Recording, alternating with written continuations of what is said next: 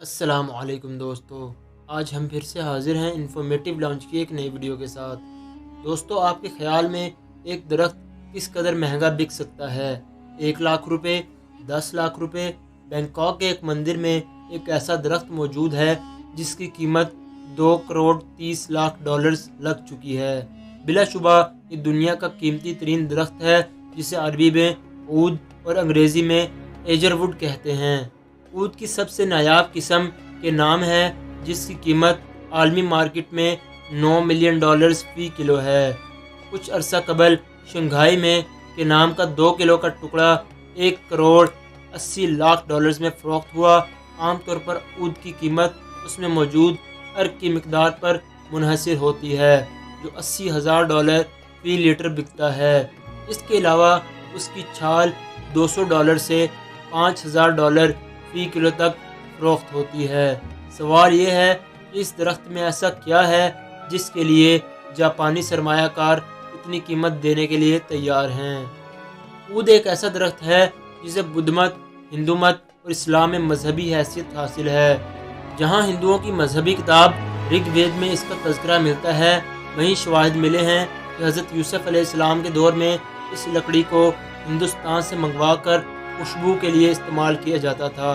वहीं ये शवाहिद भी मिले हैं, हदीस शरीफ में है कि तुम इस ऊद हिंदी को लाजिम जानो कि उसमें 7 तरह की शफा है। जिन खुश नसीब लोगों को बैतुल्लाह की ज़ियारत का शर्फ हासिल हुआ है, उन्होंने हरम की फ़िज़ा में मशहूर कुन खुशबू महसूस की होगी।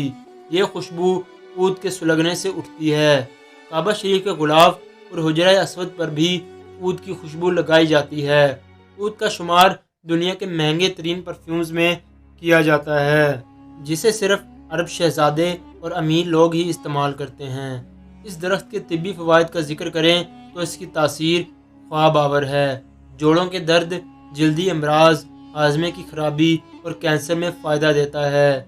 जो लोग मुराकबा या इस किस्म की जहनी मशक़ें करते हैं, उनके लिए ऊद के बुखारात मौत मुअस्सर हैं। ऊद की मांग में आलमी सतह पर दिन ब दिन इजाफा होता जा रहा है। इस वक्त आलमी सतह पर इसकी मार्केट 32 अरब डॉलर्स है, जो अगले 8 साल में दुगनी हो जाएगी। आखिर क्या वजह है कि इतने फ़वाइद के बावजूद इस दरख्त की मांग पूरी नहीं हो रही? सादा अल्फाज में उसकी वजह ऊद की महदूद पैदावार है। दिलचस्प बात यह है कि हर दरख्त में ऊद पैदा नहीं होता और ना ही ये खुशबू उठती है, बल्कि जब इन दरख्तों में एक ख़ास किस्म की फफूंदी लगती है तो इसमें सुर्खी माइल मादा पैदा होता है। ये मादा दरअसल फफूंदी के खिलाफ दरख्त की मुदाफ़ती केमिकल्स हैं, जिनके पैदा होने से लकड़ी की कीमत बढ़ जाती है। ऐसी लकड़ी के टुकड़ों या बरादे को सुलगा कर खुशबू के हसूल के लिए या उसमें से अर्क निकाल कर सन्नती पैमाने पर इस्तेमाल किया जाता है। कुदरती तौर पर सिर्फ 2% ऊद में फफूंदी पैदा होती है, इसलिए इसमें मसनूई तौर पर फंगल इन्फेक्शन करवाए जाते हैं, जिसके लिए इसके तने पर 4 इंच के फासले पर कील लगाए जाते हैं या तने में इंजेक्शन लगाए जाते हैं। आमतौर पर दरख्त देखने से पता नहीं चलता कि इसमें ऊद पैदा होगा या नहीं, इसलिए ऊद की दिन ब दिन बढ़ती हुई मांग को पूरा करने के लिए बेदरेक कटाई की जा रही है। असम में ऊद के जंगलात मादूम हो चुके हैं। अगरचे हुकूमती सरपरस्ती में ऊद की शजरकारी शुरू हो चुकी है, लेकिन ये तलब को पूरा करने के लिए नाकाफ़ी है। आलमी तंजीम ने इस दरख्त को मादूम होने से बचाने के लिए कटाई पर पाबंदी आयद कर दी है। मलेशिया और इंडोनेशिया में उस दरख्त की बरामद का एक कोटा मुकर्रर है, जिसके लिए साइट्स का जारी करदा सर्टिफिकेट दिखाना पड़ता है। इतनी पाबंदी और सख्त आलमी कवानीन के बावजूद भी ऊद की ब्लैक मार्केटिंग हो रही है। बैंकॉक की अरब स्टेट ऊद माफिया का गढ़ है और इस कारोबार में पुलिस, कस्टम हुकाम और अंडरवर्ल्ड माफिया तक शामिल है।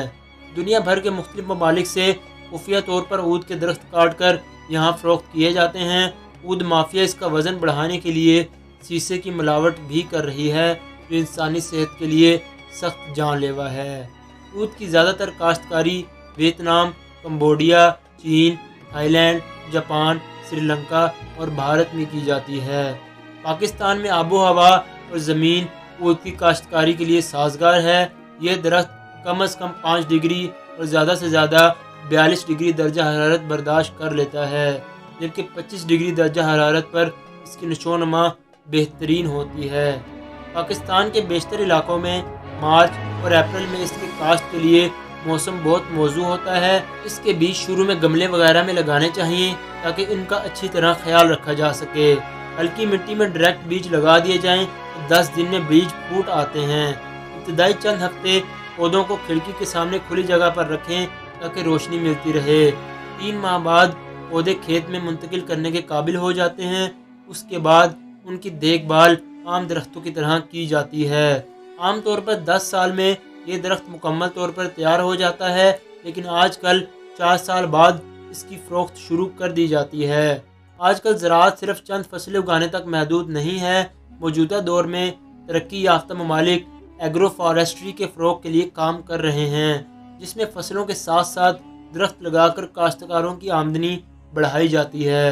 आम किसान अपनी फसलों के अलावा इस तरह के दरख्त लगाकर लाखों कमा सकते हैं। फूल, जैतून, सागवान और संदल वगैरह जितने पुराने होते जाएं, उनकी कीमत में उतना ज़्यादा इजाफा होता जाता है। इसलिए ये दरख्त आने वाली नस्लों के लिए भी सरमाया साबित हो सकते हैं। ज़रूरत इस बात की है कि हुकूमती सरपरस्ती में इन दरख्तों पर तहकीक की जाए और ऐसी वैरायटीज़ बनाई जाएं जो मकामी माहौल से मुताबिकत रखती हों। इसके बाद उनकी काश्त के लिए मौजूद तरीक़ाकार अपनाते हुए किसानों को तरबियत दी जाए ताकि वो एग्रो फॉरेस्ट्री से फ़ायदा उठा सकें। आज की वीडियो में बस इतना ही। बहुत जल्द हाजिर होंगे एक नई वीडियो के साथ। अपना बहुत ख्याल रखिएगा। अल्लाह हाफिज़।